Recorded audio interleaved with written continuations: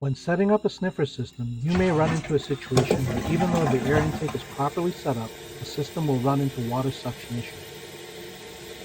Most toilets are fine, but some toilets that have a narrow overflow pipe design, right where the water flows out of the pipe underneath the flapper, may run into this issue.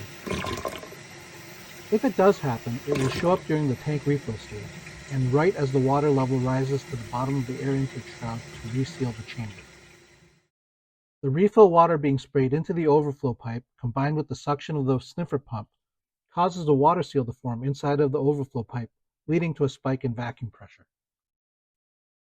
The vacuum causes water to rise inside of the intake shroud, leading to one or both of the following issues.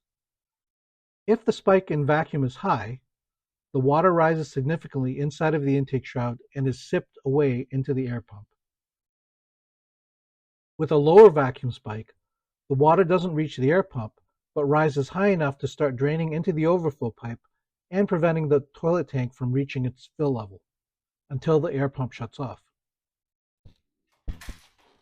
The sniffer pump is designed to handle accidental water suction without issues, but continuous long-term exposure will affect the life of the pump, so this is something that needs to be corrected.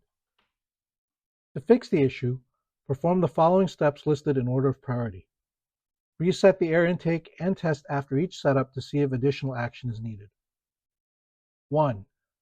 Verify that the tank water level is adjusted to match the manufacturer's recommended fill level and is below the max fill line of the air intake shroud. Lowering the tank water level further to between 1 inch to 1 3/4 inches below the top of the overflow pipe may also be a solution, but you will need to verify that the flushing performance of the toilet remains acceptable. 2. If possible, reduce the water pressure so that water is sprayed into the overflow pipe at a slower rate, so that the overflow system is less likely to be overwhelmed. 3.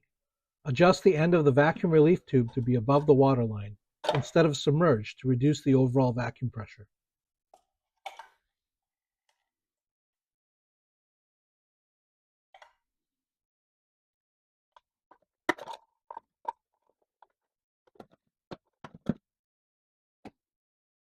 And 4, as a last resort, disconnect the end of the vacuum relief tube from its connection port for maximum vacuum relief.